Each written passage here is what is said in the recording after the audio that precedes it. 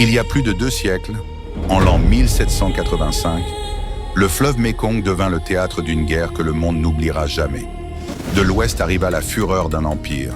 50 000 soldats, des éléphants de guerre cuirassés de bronze et 300 navires armés de canons et de feux. À l'Est, il n'était en que 8 000, des paysans, des moines et des forgerons devenus guerriers, leurs armes forgées dans le fer et la foi. Lorsque le premier canon tonna, le ciel se déchira. Le feu courut sur le fleuve, l'acier frappa l'acier, et la nuit elle-même s'embrasa de rouge. À l'aube, le fracas s'était tu. Le fleuve reposait en silence. Mais sous ce silence, une légende venait de naître, et le destin d'une nation venait de basculer pour toujours. Pendant plus de 2 siècles, la terre autrefois appelée Dai Viet, l'actuel Vietnam, fut déchirée par ses propres souverains. Au nord, les rois de Thăng Long, la ville connue aujourd'hui sous le nom de Hanoï, luttaient pour conserver leur couronne. Au sud, les seigneurs Nguyen régnaient depuis Gia Dinh, l'actuelle ville de Ho Chi Minh, bâtissant leurs armées et leurs richesses.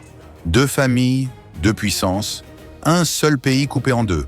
Entre eux, il y avait des millions de paysans, taxés par les 2 camps, affamés par les 2, oubliés de tous. La terre saignait année après année. Les récoltes échouaient, les villages brûlaient et l'espoir s'éteignait peu à peu.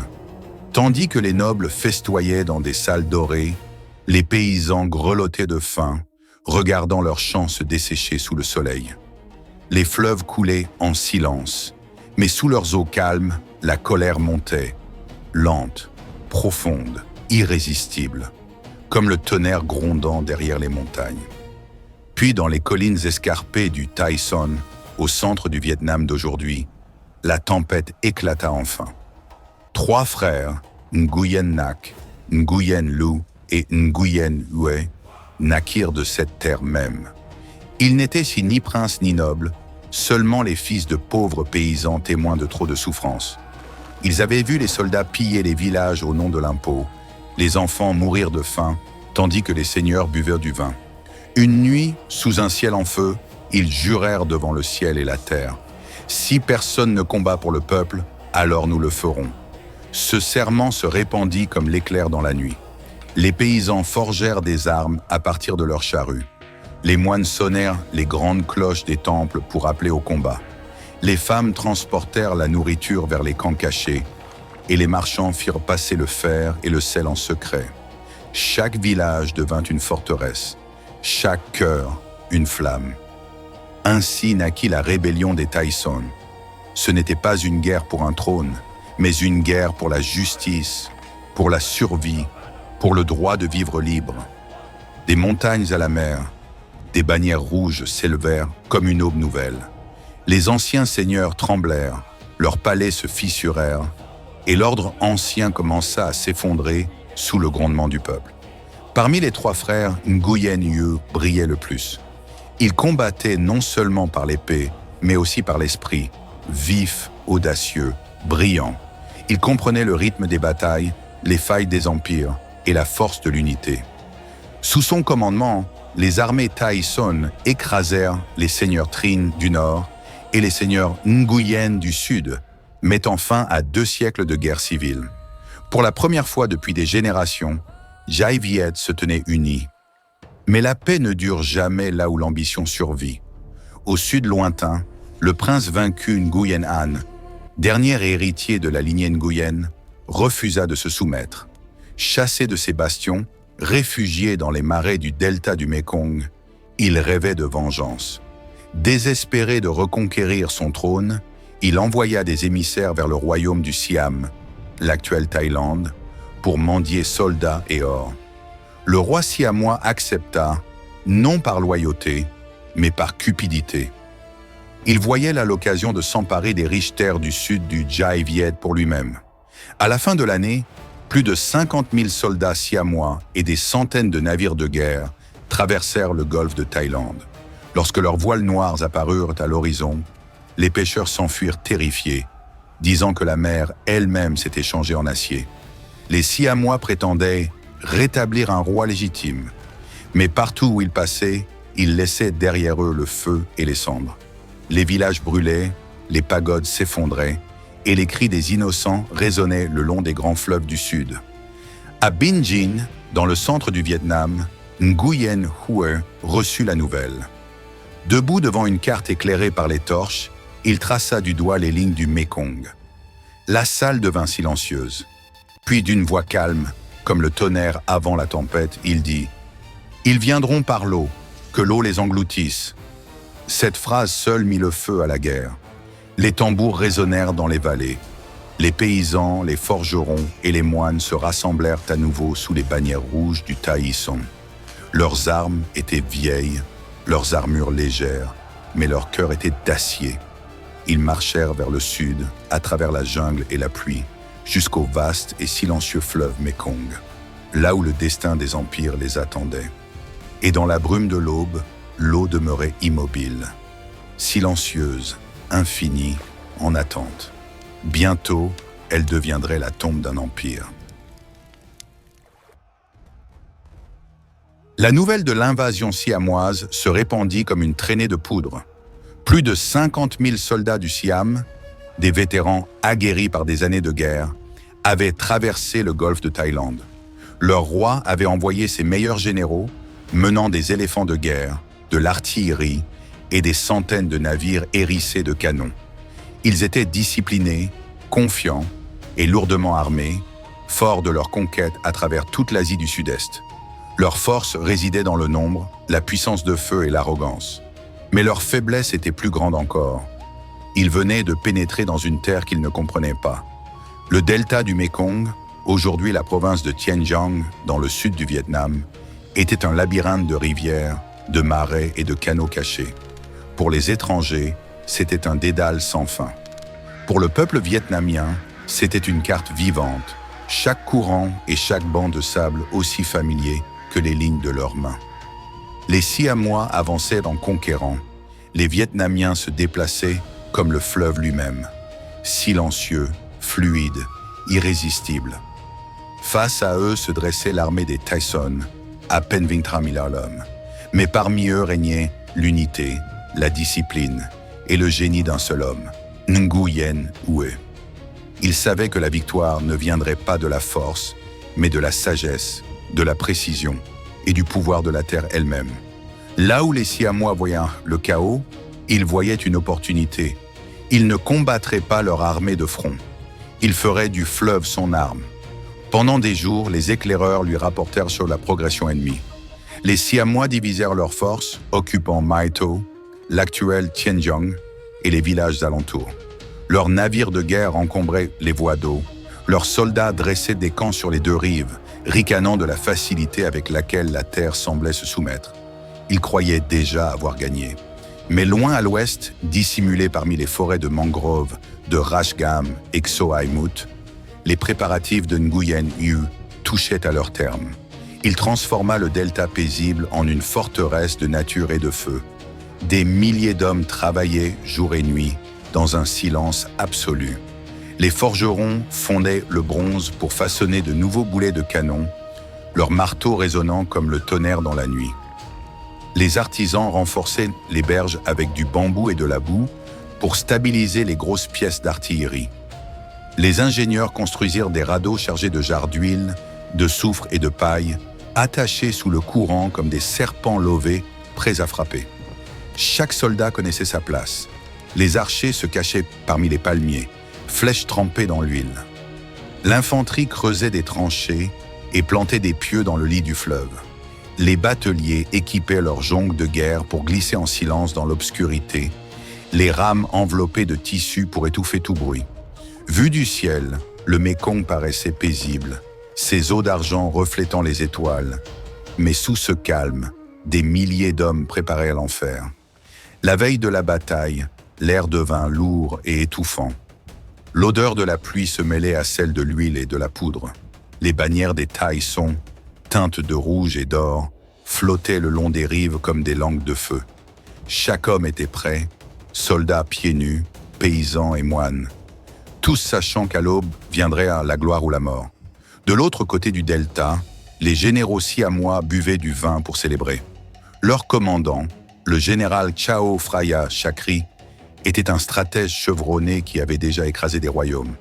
Il croyait que le fleuve le mènerait à une victoire facile. Ses navires étaient en plus grands, ses canons plus puissants, ses hommes mieux nourris. Mais il sous-estima ce qu'il ne pouvait voir, la patience de Nguyen Hu et l'âme de la terre vietnamienne. Tandis que les Siamois portaient des toasts à leur triomphe, l'armée Tyson attendait en silence. Le vent tomba, le courant du fleuve ralentit, le delta retint son souffle.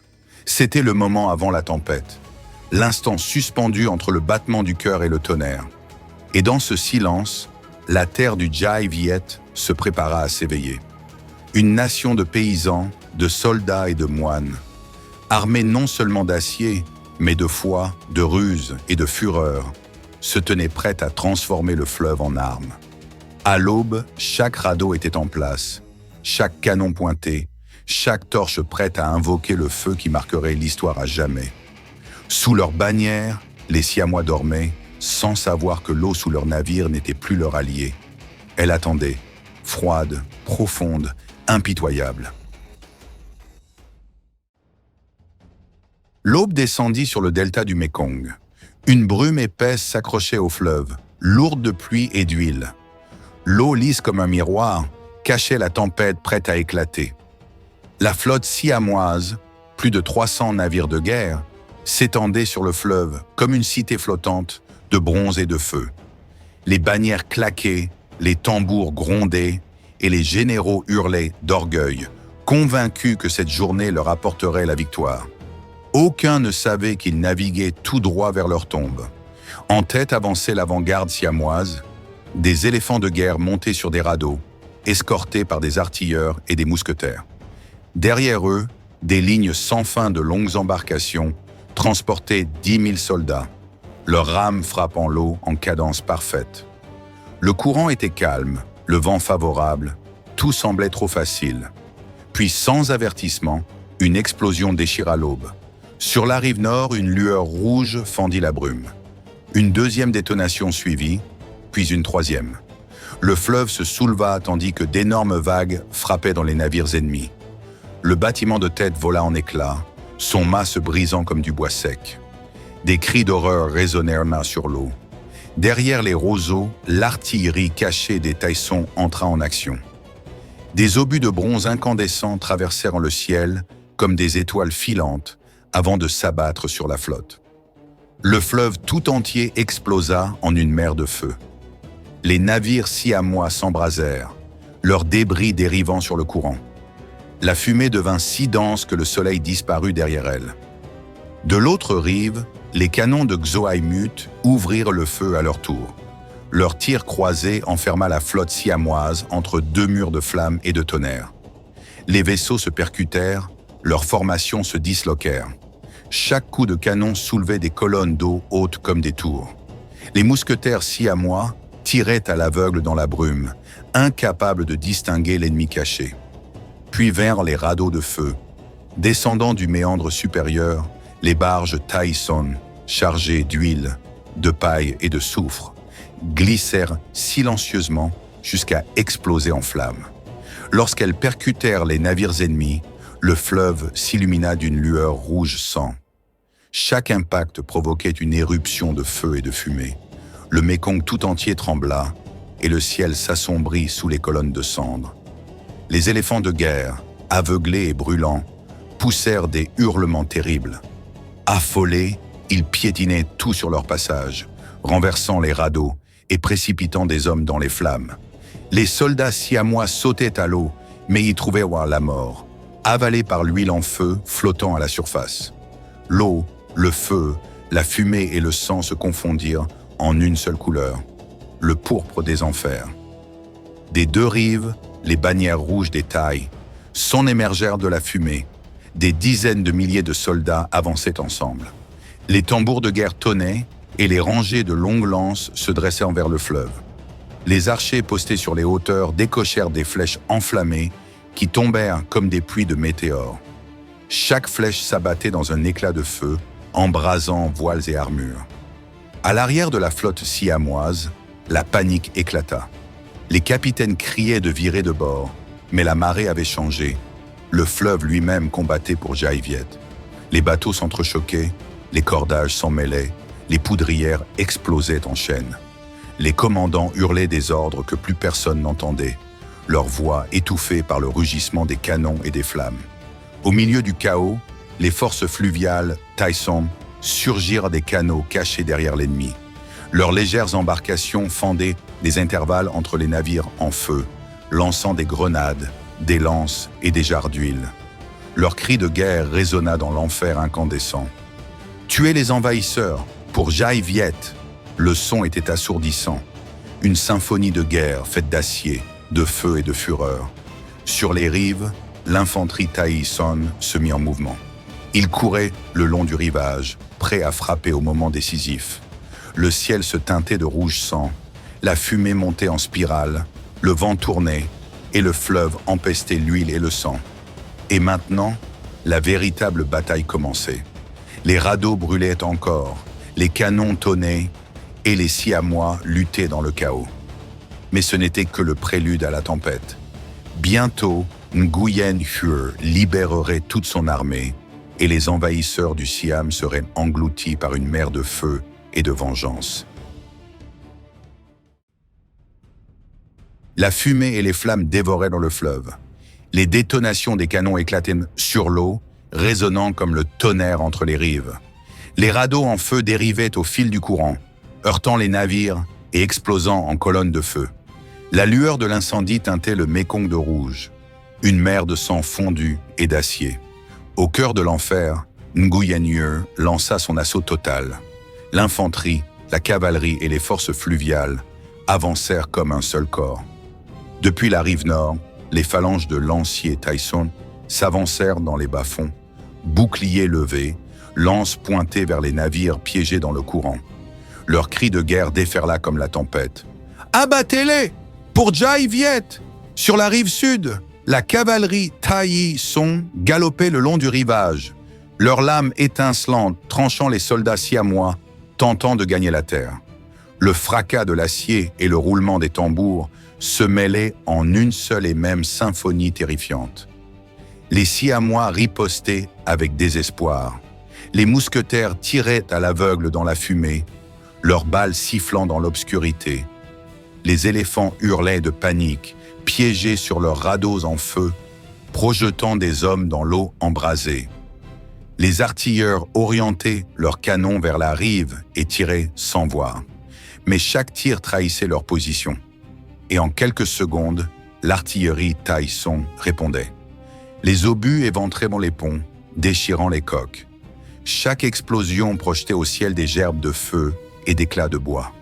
Sur l'eau, la flotte Taisong frappait comme des ombres. De petites jonques rapides glissaient entre les carcasses en flammes, leurs équipages lançant des jarres d'huile et des grappins. Quand les Siamois tentèrent de recharger, les Vietnamiens les éperonnaient, montaient à bord et combattaient corps à corps dans la fumée. Les lames étincelaient, les cris d'agonie se mêlaient à l'odeur de chair brûlée et de poudre. Le fleuve lui-même devint une arme. Le courant se retourna, poussant les flammes vers la flotte siamoise. Le feu se propageait de la proue à la poupe, dévorant mâts et voiles. La chaleur était aveuglante, le vacarme insoutenable. Aucun ordre ne pouvait plus être entendu dans la tempête. Sur son navire amiral, le général Chao Phraya Chakri tenta de rallier ses troupes. Il brandit son épée, criant à ses hommes d'amorcer la retraite vers l'aval. Mais le passage était bloqué. Les jonques de guerre vietnamiennes avaient scellé les deux extrémités du fleuve. Un coup de tonnerre éclata tout près. Un boulet de canon en fer transperça la coque de son vaisseau. En un instant, le pont explosa. Le général fut projeté à l'eau, englouti par les mêmes flammes qui consumaient sa flotte. Privé de chef, l'armée siamoise s'effondra. Certains soldats tentèrent de nager jusqu'à la rive. Mais là, les lanciers Taisong les attendaient, lances et épées à la main. D'autres s'accrochèrent aux débris, dérivant au milieu du feu et de la cendre. Les éléphants rugirent une dernière fois avant de sombrer sous l'eau bouillante. La puissante flotte du Siam n'existait plus. Il ne restait que les épaves, les cris et la fumée. Au-dessus de tout cela, Les tambours Tai Song résonnaient, inébranlables. Les bannières rouges se dressaient dans la fumée, le dragon d'or du Jai Viet brillant sous les flammes. Des deux rives, le rugissement de la bataille montait encore. Le sol tremblait sous les sabots. L'acier rencontrait l'acier, le feu rencontrait la chair. À midi, le fleuve coulait noir de cendres et rouge de sang. Le ciel, obscurci par la fumée, ne laissait paraître qu'une chose. Les bannières du Jai Viet flottaient toujours, intactes, invaincues. Le cours de la guerre avait changé. L'armée siamoise, autrefois fière et invincible, se désintégrait sous le feu et le flot de la colère vietnamienne. La bataille n'était pas encore terminée, mais la victoire avait déjà choisi son camp.